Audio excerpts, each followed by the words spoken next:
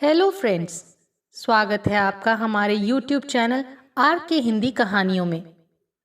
आज की कहानी है मौसी ने बचाई नीरज की गृहस्थी। मेरी पत्नी शिखा की कविता मौसी रविवार की सुबह 11 बजे बिना किसी पूर्व सूचना के जब मेरे घर आई, तब ऋतु भी वहीं थी। उन दोनों का परिचय कराते हुए मैं कुछ घबरा उठा था। 2 मिनट ऋतु से बातें कर जब वो पानी पीने के लिए रसोई की तरफ चली, तो मैं भी उनके पीछे हो लिया। शिखा कहाँ गई है? उन्होंने शरारती अंदाज में सवाल किया, तो मेरी घबराहट कुछ और बढ़ गई। वो मायके गई हुई है मौसी जी, मैंने अपनी आवाज को सामान्य रखते हुए जवाब दिया। ने के लिए? हाँ मौसी जी। कब लौटेगी? अगले रविवार को। बालक, शिखा के पीछे ये कैसा चक्कर चला रहे हो? ये ऋतु कौन है? मौसी की झटके से कैसा भी खुराफाती सवाल पूछ लेने की आदत से मैं पहले से परिचित न होता तो जरूर हकला उठता, पर मुझे ऐसे किसी सवाल के पूछे जाने का अंदेशा था, इसीलिए उनके जाल में नहीं फंसा था। मैंने भी बड़ी संजीदा होकर जवाब दिया, मौसी जी, ये तो ऋतु शिखा की ही सहेली है। ये पड़ोस में ही रहती है और उसी से मिलने आई थी। आप उसके और मेरे बारे में कोई गलत बात न सोचें। मैं वफादार पतियों में से हूँ। वो तो सभी होते हैं जब तक पकड़े न जाएं। अपने मजाक पर जब मौसी खूब जोर से हंसी, तो मैं भी उनका साथ देने को झेपी से हंस पड़ा।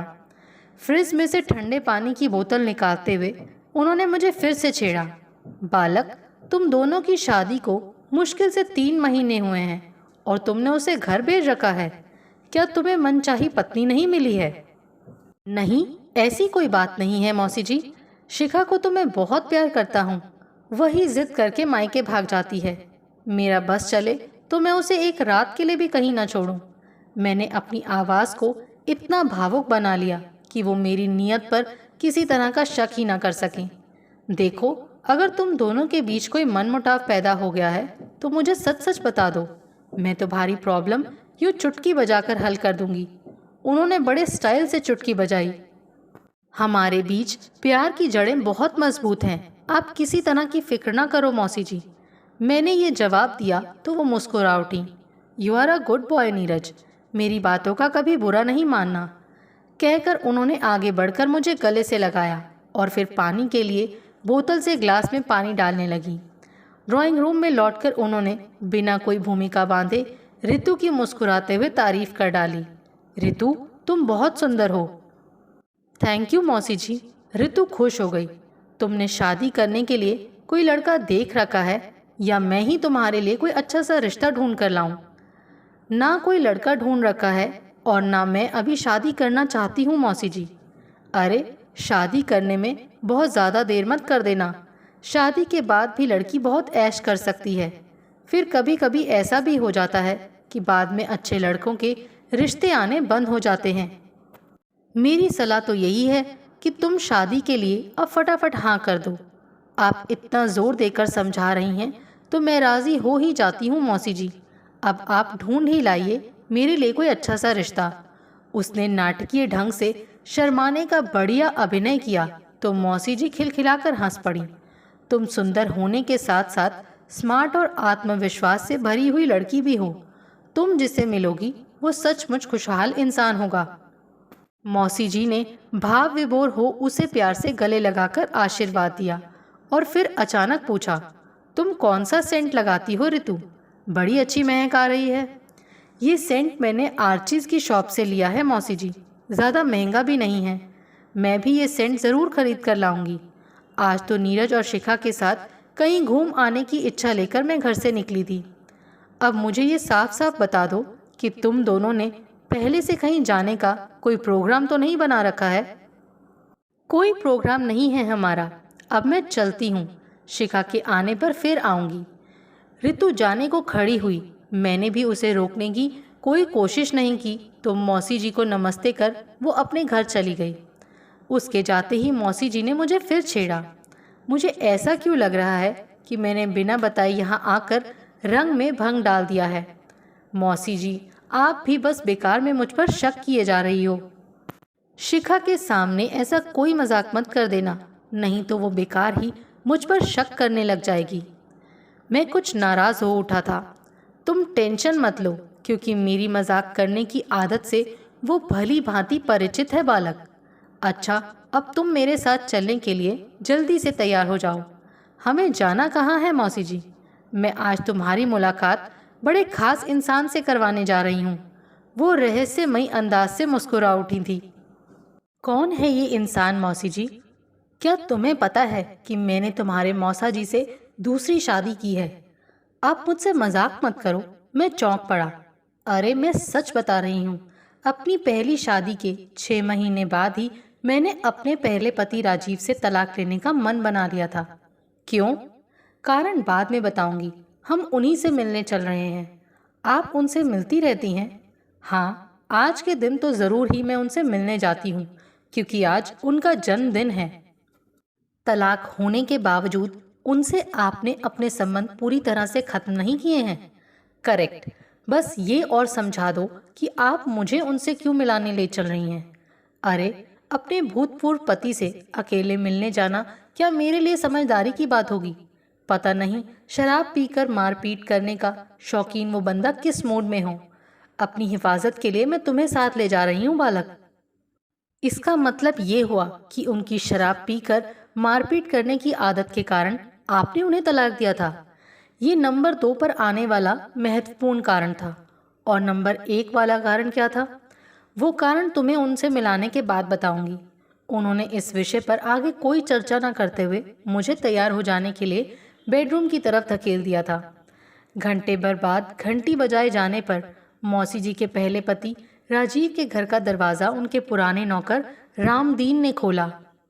वो मौसी जी को पहचानता था। मैंने नोट किया कि वो उन्हें देखकर खुश नहीं हुआ। मौसी जी उससे कोई बात किए बिना ड्राइंग रूम की तरफ बढ़ गईं। Happy birthday. मौसी जी ने जब अपने भूतपूर्व पति को विश किया तो वो ज़बरदस्ती वाले अंदाज में मुस्कुराए। थैंक यू कविता। वैसे मेरी समझ में नहीं आता है कि तुम हर साल यहाँ आकर मुझे विश करने का कष्ट क्यों उठाती हो। उन्होंने मौसी को ताना सा मारा। रिलैक्स राजीव, हर साल मैं आ जाती हूँ क्योंकि मुझे मालूम है कि मेरे अलावा तुम्हें विश करने और कोई नहीं आएगा। मौसी जी ने उनकी बात का बुरा माने बगैर आगे बढ़कर उनसे हाथ मिलाया। ये भी तुम ठीक ही कह रही हो। ये कौन है?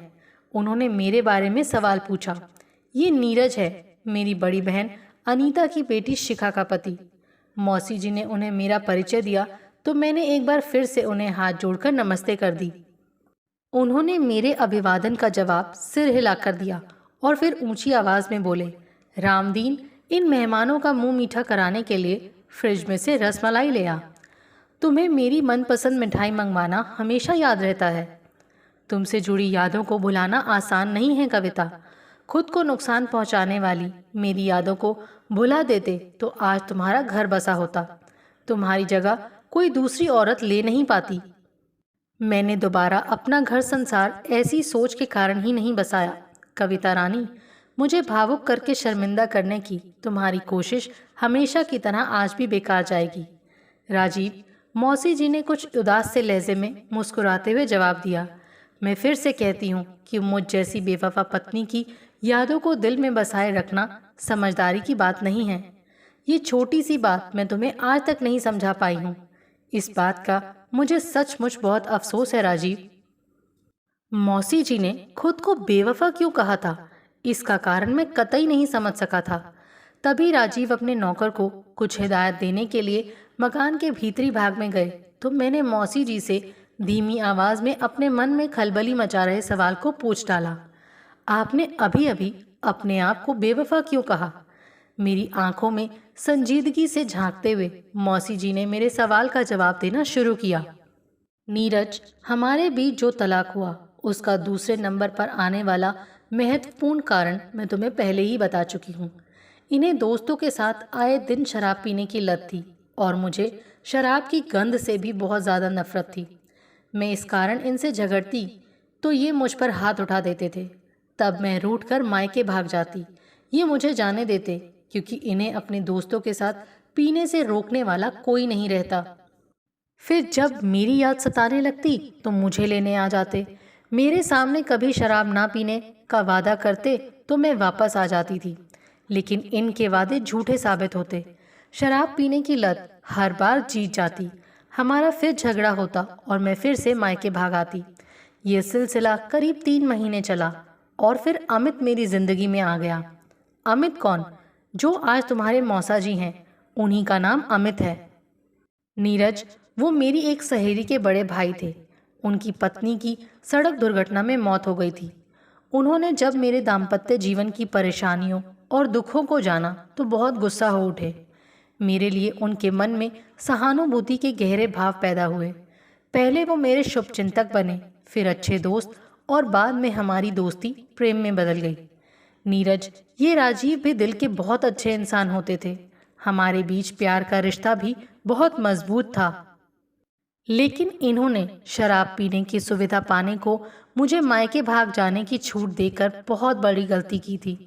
विधुर अमित ने इस भूल का फायदा उठाकर अपना घर बसा लिया और राजीव की गृहस्थी ढंग से बसने से पहले ही उजड़ गई।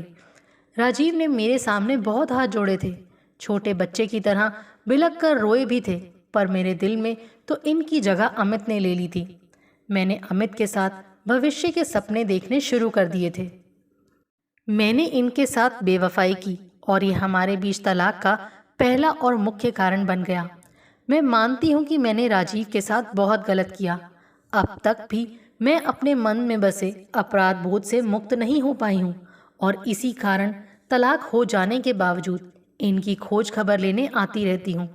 क्या अब तुम समझ सकते हो कि मैं आज तुम्हें अपने साथ यहाँ क्यों लाई हूँ? क्यों? बात कुछ कुछ मेरी समझ में आई थी और इसी कारण मेरा मन बहुत बेचैन हो उठा था। तुम भी वैसी ही मिस्टेक कर रहे हो जैसे कभी राजीव ने की थी। ये बेरोक टोक शराब पीने की खातिर मुझे मायके भाग जाने देते थे और तुम ऋतु के साथ ऐश करने को शिखा को मायके जाकर रहने की फटाफट इजाज़त दे देते हो। कल को मेरा ऋतु के साथ किसी तरह का चक्कर, मुझसे झूठ बोलने का क्या फ़ायदा है नीरज? मैंने तुम्हें रसोई में और ऋतु को ड्राइंग रूम में गले लगाया था। तुम्हारे कपड़ों में से ऋतु के सेंट की महक बहुत ज़ोर से आ रही थी और तुम भला लड़कियों वाला सेंट क्यों प्रयोग करोगे? मैं अपनी भूल स्वीकार करता हूँ मौसी जी, और ज़्यादा शर्मिंदगी से बचने के लिए मैंने उन्हें टोक दिया और फिर तनावग्रस्त लहजे में बोला, पर आप मुझे एक बात सच सच बताना कि क्या मायके में रहने की शौकीन शिखा का वहाँ किसी के साथ चक्कर चल रहा है? नहीं बालक, मगर ऐसा कभी नहीं हो सकता है, इसकी कोई गारंटी नहीं। ऋतु के साथ मौज करने के लिए तुम जो अपने विवाहित जीवन की खुशियों और सुरक्षा को दांव पर लगा रहे हो, वो क्या समझदारी की बात है? कल को अगर कोई अमित उसकी जिंदगी में भी आ गया तो क्या करोगे? मैं ऐसा कभी नहीं होने दूंगा। मैं उत्तेजित हो उठा। राजीव ने भी कभी मुझे खो देने की कल्पना नहीं की थी नीरज। जैसे मैं भटकी वैसे ही शिखा क्यों नहीं भटक सकती है?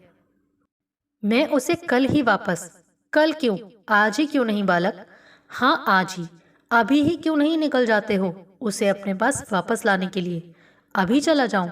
बिल्कुल जाओ बालक, नेक काम में देरी क्यों? तो मैं चला मौसी जी।